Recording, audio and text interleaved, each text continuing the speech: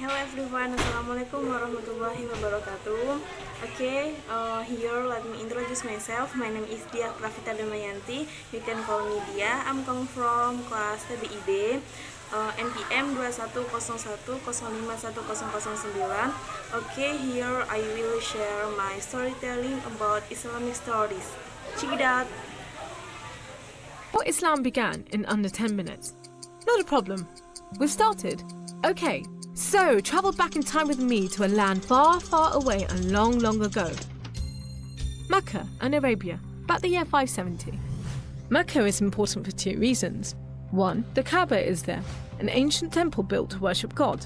And two, Muhammad, peace be upon him, was born in Mecca. Now, problem. I can't show you Muhammad because it wouldn't be right. I'll tell you why in a bit. But in the meantime, here's his name in Arabic. Nice.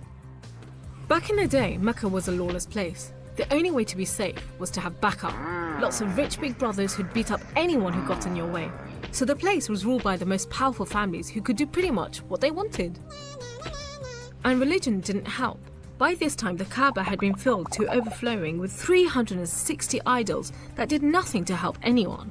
So it was a tough place to grow up. If, like Muhammad, you were a poor orphan and believed in just one God you couldn't see, like the Jews and the Christians, he called him Allah, the God, in Arabic there. Muhammad's dad died before he was even born, and his mum died when he was just 6. So he was brought up by his grandfather, Abdul Muttalib, and then, when he died too, by his uncle, Abu Talib, who had the respect of the city's ruling families, so Muhammad was safe for the time being.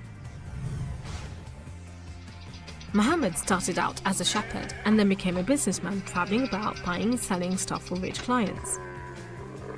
When he did some work for a rich widow called Khadija, she was so impressed by his honesty and skill that they ended up getting married, and for a while it looked like Muhammad was going places. Well, he was, but not how you think. Every year in the month of Ramadan, different calendar, different names for the months, there was a big party around the Kaaba when people made sacrifices to the idols. Muhammad hated it. So he'd get out of town and sleep in a cave he'd found on top of a nearby mountain. One night, Muhammad's praying to Allah when wham! There's the angel Jibreel, you might say Gabriel, standing right in front of him. Read, says the angel, but Muhammad couldn't read. No schools, you see. Jibreel keeps on at him. 3 times he says, read. Then he grabs hold of Muhammad and wham! Again, it's like Muhammad's learnt the words off by heart. So he recites the message out loud. Read in the name of your Lord, who created man from a drop of blood. Read, for your Lord is most generous. He who taught by the pen, taught man what he did not know. It was a message from Allah. God was speaking to him just like he'd spoken to the prophets in the Jewish and Christian holy books, which meant he was a prophet too. The messages continued for the rest of Muhammad's life. Allah gave him the words to say and the prophet recited them. The words were written down by his friends, and years later they were collected together and became the Muslim holy book, the Quran, which means recitation, because Muhammad recited it, you see? Anyway, that was much later, so back to the night of power. Muhammad tells his family, then his friends, and eventually everyone about Allah, that he's the one and only God, that he wants everyone to be treated fairly, and long story short, it didn't go down well with the ruling families of Mecca, who liked things just the way they were, thank you very much. You see, Islam means obedience to Allah, and Muslim means someone who obeys Allah, and the ruling families didn't want anyone obeying anyone else but them. So the people who believed in Muhammad's message, the Muslims, were given a hard time. Some were even tortured and killed. A few of them managed to escape to Abyssinia, Ethiopia. But most were stuck in Mecca. Muhammad also had to cope with the death of his wife, and then just a few weeks later, his uncle too. Feeling very down, he went to the Kaaba to pray to Allah one night. Then, the weirdest thing happened. Jibreel turns up, sits him on a winged horse called Al-Buraq and flies him all the way from Mecca to Jerusalem. He prays with all the prophets who have ever lived. Then, he's taken up to the heavens to chat with some of the prophets, and then into paradise itself, where Allah tells Muhammad to pray 5 times a day and to stay strong.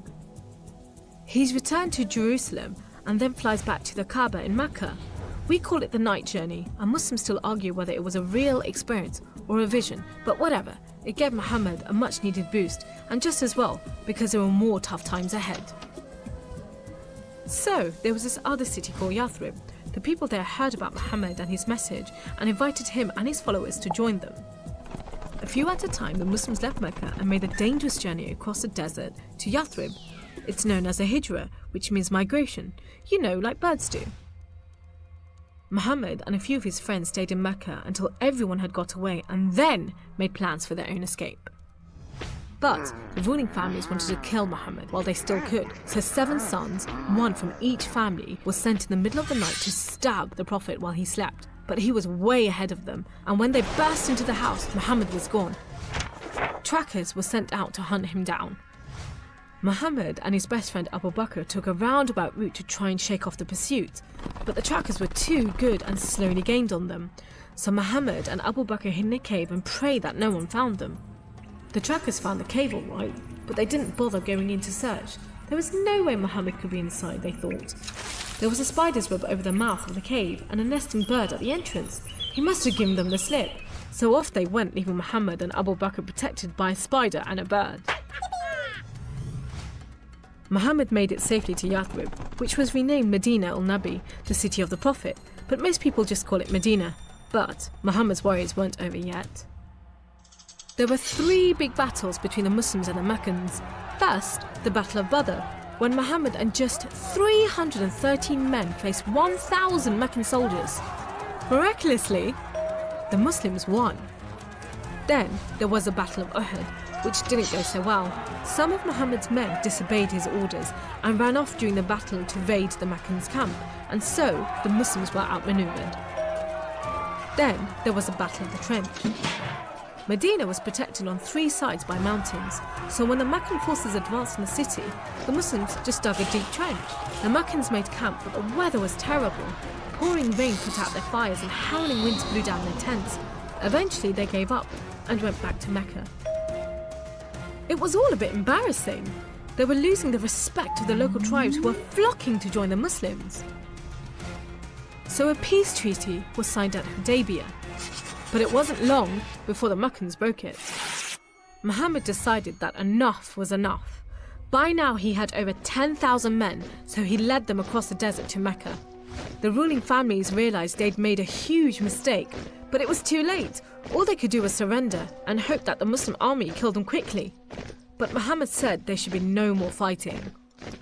He rode into Mecca and went straight to the Kaaba. He circled it 7 times anti-clockwise and smashed all the idols, rededicating the Kaaba to Allah. And that's why I'm not going to show you Muhammad. The Muslims wanted to make it totally clear that they only worship the one unseen God. So they didn't have any pictures of Muhammad in case anyone thought he was an idol, and they didn't have any pictures of Allah because he's like nothing on earth, so it would be impossible to draw him anyway. So there you go. How Islam began in under 10 minutes. How did I do?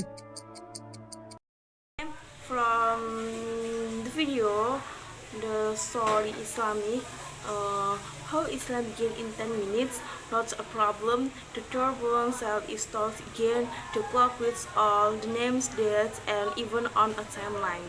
Okay, I think enough. And the last I say, Assalamualaikum warahmatullahi wabarakatuh. See you guys.